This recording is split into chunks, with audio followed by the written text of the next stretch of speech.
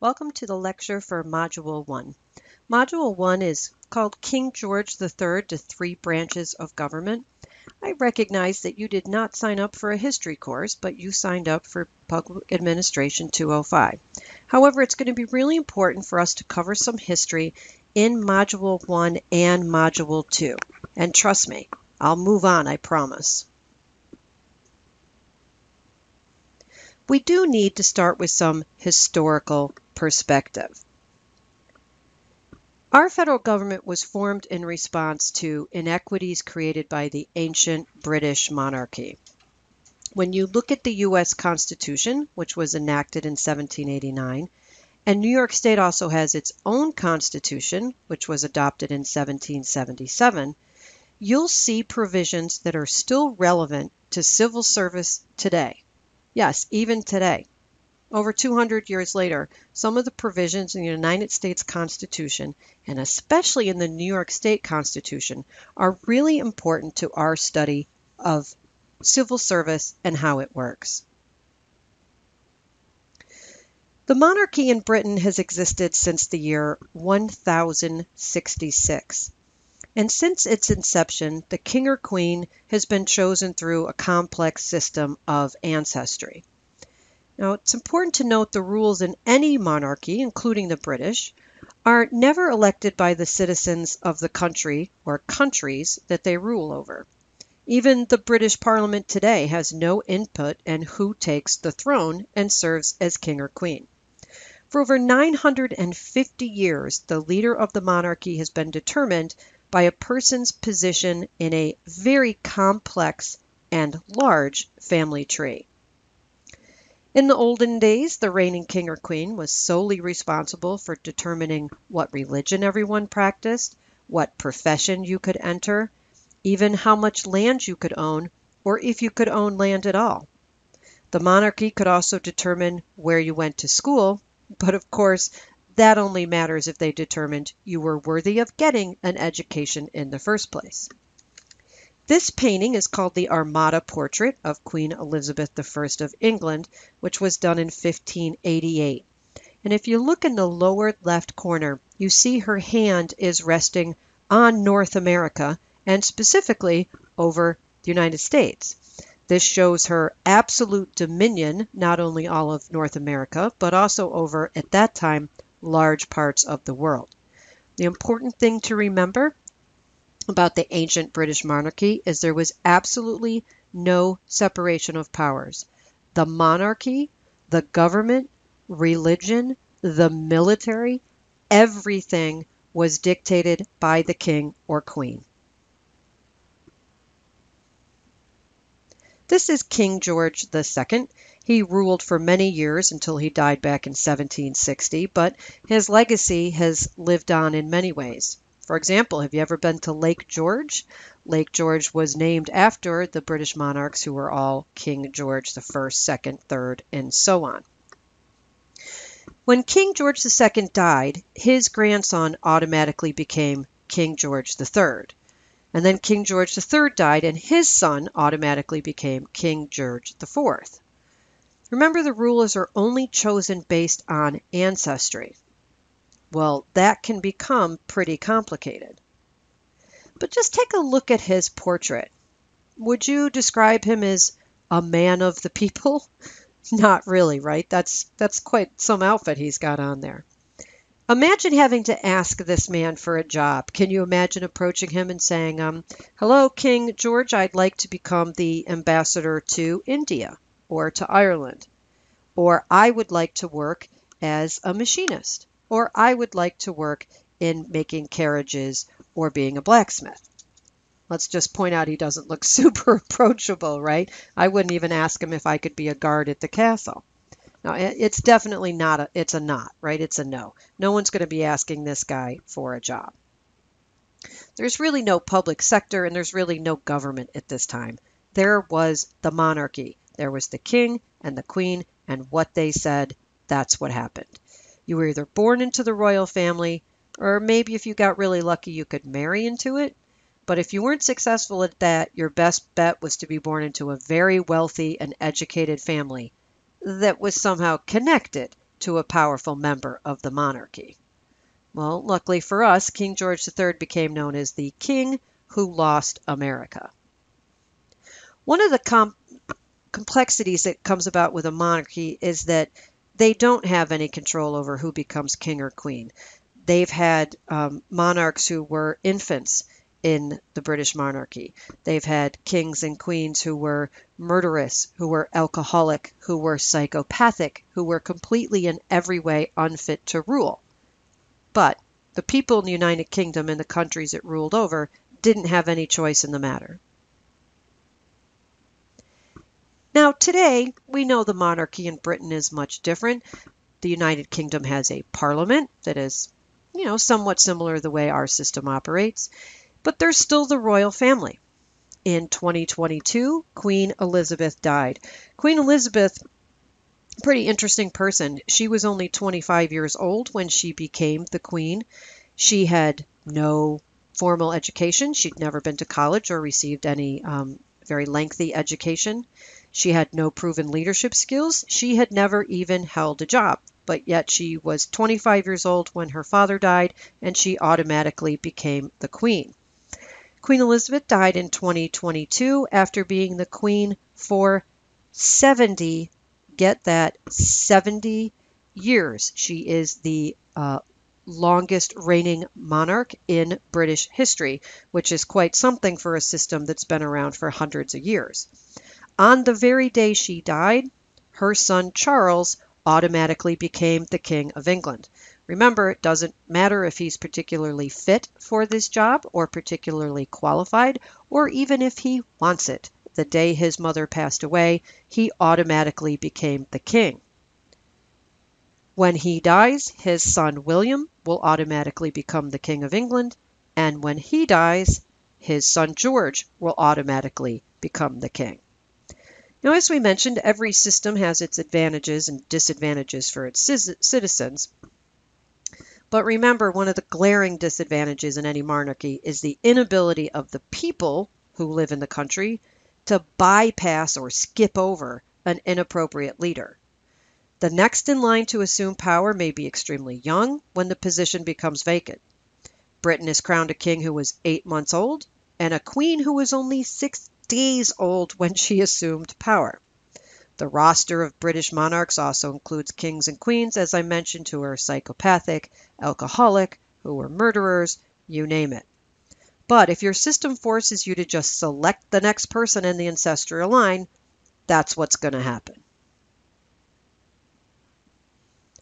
But when the founders of our system of government had the opportunity to do things differently, that's really what they were focused about. If you think about an all-powerful king or queen and how our system's set up, it really makes a lot of sense. When the developers of our government came to this country, they did not want to create another monarchy. And in order to prevent one person or even one group of people from controlling the entire country, they set up our 3 branches of government in our U.S. Constitution. The authority of the executive branch, the legislature, and the judicial branches are all divided, and this prevents any one of those from taking over the whole country, and specifically from letting one person take over the whole country. I'm sure you've heard in your history classes the expression checks and balances, right? So that's what we have. So if you look at this graph to the right, consider the following. The president is the head of the executive branch, and of course the president wields an enormous amount of power in our country. But there are still several things the president can not do without the approval of the Senate. The Senate, of course, is the legislative branch. These provisions prevent our presidents from declaring themselves to be the ultimate power authority, like the old kings and queens of England. The U.S. Supreme Court is the highest court in the United States and the ultimate authority in the judicial branch. But of course, our Supreme Court isn't all-powerful either. To ensure the Supreme Court does not become too powerful, the justices who sit on the Supreme Court have to be appointed by the president. But the president's picks have to be confirmed by the United States Senate. If the Senate does not vote to have you become a Supreme Court justice, guess what? You're not getting the job, even though the president picked you. And of course, then we have our legislative branch, The Congress, which is composed of the Senate and the House of Representatives, they create and pass laws. Well, that's a very powerful position to be in, to be able to create and pass federal laws. However, the judicial branch, our Supreme Court, gets to determine whether or not those laws are constitutional. And lastly, even if the Senate and the House of Representatives have equal numbers and they vote on something and there's a tie, the vice president from the executive branch breaks the tie. So it's kind of a complex picture there, but if you think about it broadly, it's really just everybody's there to check up on everybody else. Vocabulary term: whenever a legislative body is divided in two parts, it's called a bicameral legislature. So our U.S. federal government has a bicameral or two-part legislature. And guess what? Easy for us, the New York State government is created in exactly the same way, although the terms are a little different. Our state government also has three branches: executive, judicial, and legislative, same names as the federal government. The executive branch is overseen by the governor and the lieutenant governor, who are the chief boss, really, of our over 100 New York State agencies. We're going to talk a lot about those state agencies this semester. The judicial branch includes our New York State Court of Appeals, which is the highest court in New York State, and the entire court system, all the courts from small claim courts, criminal courts, civil courts. We literally have hundreds of courts in New York State. They are all under the jurisdiction of the judicial branch. And then, of course, we have our state legislature. Much like the federal system, our state legislature is bicameral. It's divided into two parts. In the New York State government, we call those two parts the Senate and the Assembly. Now you're like, wow, what are we, back to the history lesson? Now I'm taking a government class? Well, yeah, for Module 1 and Module 2, we're going to cover quite a bit of government structure and history. But if you bear with me, I promise you it's going to be relevant to how we practice in the civil service system today. In PADM 205, we're going to talk both about the federal executive branch and the New York State executive branch. In the federal branch, there's quite a bit of information about how the federal side works in your textbook. So I rely quite heavily on the textbook to give you details about the federal branch. The most important things to remember about the federal side of our civil service system is the federal executive branch is overseen by our president. The president appoints the cabinet, and the cabinet includes, secretaries, which we'll discuss in just a minute, and all of those federal agencies. I'm going to use our lectures and a lot of our module items to cover information specific to our New York State executive branch, which of course is overseen by our governor, and our governor controls the entire executive executive branch, which includes all of our New York State agencies, and there are over 100 New York State agencies. Do remember, we have a New York State Constitution. Our state has its own constitution enacted in 1777. You think, well, what the heck are we talking about something enacted in 1777 for? Well, that's because there are three provisions in the New York State Constitution that are critically important to the study of public personnel. Yes, today, in current times, these three terms in the Constitution are really important. And for PADM 205, you need to remember all three. So let's cover them. The New York State Constitution has this language in it: appointments and promotions in the civil service of the state and of all the civil divisions thereof, including cities and villages, shall be made according to merit and fitness to be ascertained as far as practicable by examination, which as far as practicable shall be competitive. Well, that's a really fancy way of saying the following things. The first is there must be a fair process to get a public sector job in New York State. This includes jobs for a village in New York State, a town, a city, a county, or the state itself. Jobs should be awarded according to merit. meaning the person most deserving of the job should be the person who gets the job. People who get civil service jobs should be qualified to do those jobs. And it's always preferable for applicants to take a civil service exam so everyone can be tested and scored using the same criteria. When we talk about some of our larger agencies during this semester, we'll talk about how, for example, in some of the state agencies, 20 to 30 to 40,000 people can take a civil service exam at the same time. So how are you going to pick one over the other? Well, you're going to do it by their score, right? So the person who gets the highest score should be the person who gets a job interview. But if you've got 40,000 people taking an exam, I guarantee you several hundred, if not several thousand, are going to get 100. So we'll talk during the semester about how you choose from thousands of candidates who all did very well on a civil service test. But for what's important right now is to know that it's actually our New York State Constitution, where hundreds of years ago it was dictated that civil service exams, people taking a civil service exam and getting a job because they earned it, is actually in our New York State Constitution. It says as far as practicable, so that's kind of an awkward word to say.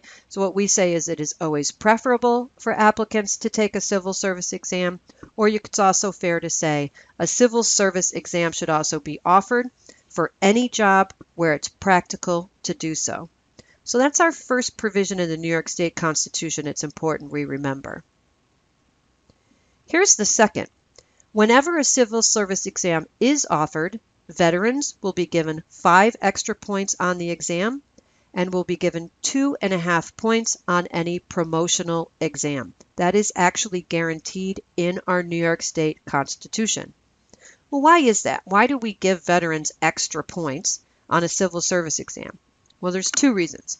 One, in the United States, veterans voluntarily serve their country, and we should be giving them some type of reward for that. And second, maybe even more importantly, is that when you're in the military for 2 years, 4 years, 10 years or longer, you're out of the regular job market, right? You may be doing a job in the military that may not exist in the civil system, right? So if you have a job, for example, installing weapons onto a plane, that may not be a job you could easily transfer those skills to when you get out of the military, right? So while serving their country, members of the military are out of the civilian workforce for extended periods of time. This could lead to gaps in their work experience or give them work experience that doesn't easily translate back to the civilian workforce.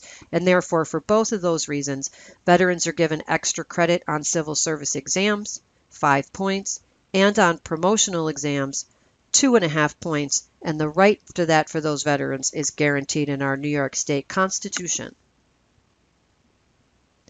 Our third important point from the Constitution for civil service today is this. People are offered retirement benefits the day they begin working for a government entity. So whether you just took a job for the town of Colony or the town of Guilderland or the village of Waterford or the city of Saratoga or Rensselaer County or the state of New York, any one of those entities, you get a benefit package the day you start. And one of those is the benefits you're entitled to in your retirement. And our New York State Constitution says when you get a civil service job within New York State, remember, it could be a small entity, towns, villages, city, county, or the state itself, you are guaranteed to receive those benefits when you retire. That entity, the village, the town, the county, or the state, cannot change your benefits once they have been given to you on the first day of your employment. Of course, you got to meet all the requirements, right? You don't get retirement benefits if you work one day for the town and quit the next day, right? You have to meet the basic terms. But once those pension benefits are given to you your first day of employment and you meet its terms, the government cannot change it. Now, this can be really difficult for those entities when things happen. For example, say the state suffers a national emergency that's inflicted on New York State, such as the events of 9/11 or the COVID pandemic or a stock market crash. This can have major detrimental impacts on the state or on a county or on a village or a city. But it doesn't matter. No matter how much the state suffers financially, it is prohibited from reducing the amount of money paid to state retirees because of that provision in the New York State Constitution. So what are the 3 really important points you need to remember about the New York State Constitution for the study of public personnel? The first is that government jobs must be granted by performance on civil service exams whenever giving an exam is practical. This includes jobs for the state and every village, town, city, or county within New York State. Number 2, veterans must be given extra points on civil service exams. And 3, once the government entity has promised retirement benefits, the employee must receive those benefits, even if the entity has experienced extreme financial hardship. We have both very large agencies in New York State and some pretty small ones. For example, some of our larger agencies employ tens of thousands of people. Our biggest agencies include the New York State Department of Health, the New York State Department of Corrections and Community Supervision, commonly referred to as DOCS, D-O-C-C-S, and the Department of Motor Vehicles. Those are all very large agencies. So when the governor, as the chief executive who serves as the head of all agencies in the executive branch, large and small, when the governor wants to appoint someone to serve as the commissioner or leader of a state agency, they get to choose their pick. However, their choice has to be confirmed by the New York State Senate. This goes right back to those checks and balances. Commissioners of large state agencies oversee thousands of employees and must ensure services are provided to literally millions of people all across the state of New York. But it's important to remember that even tiny villages in our states who only employ 5 or 6 people also are really important to the people they serve. So people who live in small villages and small towns don't have access to a lot of services. So while their government may be only run by 5 or 6 people, those people are really important to the people in that community. So whether we're discussing the operations of New York State Department of Corrections and Community Supervision, which employs over 30,000 people, or a small town that employs just 20 people, it's really critically important for us to remember the work they do is very important to the people they serve. And throughout the semester, you're going to learn how public employees are hired, managed, disciplined, and promoted. And you're also going to learn about what motivates public employees and what you, as a public personnel professional, can do to create a happier and more effective workforce. So that's the end of our lecture for Module 1. I'm just going to provide you a couple tips to success as we finish our first lecture. My recommendation for you to earn an A in this course is to open the module when it opens on Tuesday. So every module will open at Tuesday at 8 a.m. and I strongly recommend you open it on Tuesday, even if you don't have time to do any work on it. Well, why? If you're not going to work on it, why open it? Here's why. Planning, right? When you open that module, you're going to see every item that's due that week. And you need to be honest with yourself about your own strengths and weaknesses and likes and dislikes. So if you really don't like reading from the textbook, you might want to do that first and get it over with. Or if it takes you a little bit extra time to read through the textbook, you're going to want to look and see how many pages there are so you can plan and make sure you have enough time. I also recommend that you do the items in the order you'll see them on the screen. So for example, it's always going to start with the lecture, then move on to the textbook and the other items. However, you're not required to do that. You can do them in any order you want. But my recommendation is if you start with the lecture's kind of like the preview for the movie, right? So the lecture is going to kind of give you some vocabulary and kind of a path as to what's going to be covered in the remainder of the modules. So scroll through every required element, see how much work you have to complete by Monday night. For example, you might see the lecture is 28 minutes long, you've got 12 pages of reading to do, you have another video that's 7 minutes long, you have a writing assignment and a quiz. Getting that information Tuesday is going to be really important in helping you plan for completing the module for the rest of the week. Please work on module items throughout the week. Do not wait until Sunday or Monday night. Try to rush through all the required items, crank out a quick essay, and jam through a quiz. You might pass the course doing it that way. You're not going to learn the material as well as you should, and you're probably not going to get an A in the course. So if you want an A in the course, work on those module items throughout the week. It also gives you time, if you have technical problems, to get them fixed. If you have questions, it gives you time to send me an email and for you to get an answer. And please use this semester schedule on the main menu. That's going to keep you on track throughout the whole semester and help you prevent yourself from getting behind. And lastly, please always ask you for help.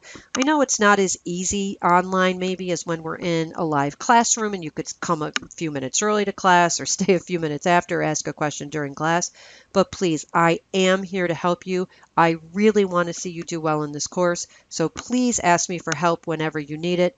If I can't provide you with the help that you need, I will help you find a resource on campus that can. So I wish you luck during this semester, and please continue on to the rest of the required items in Module 1.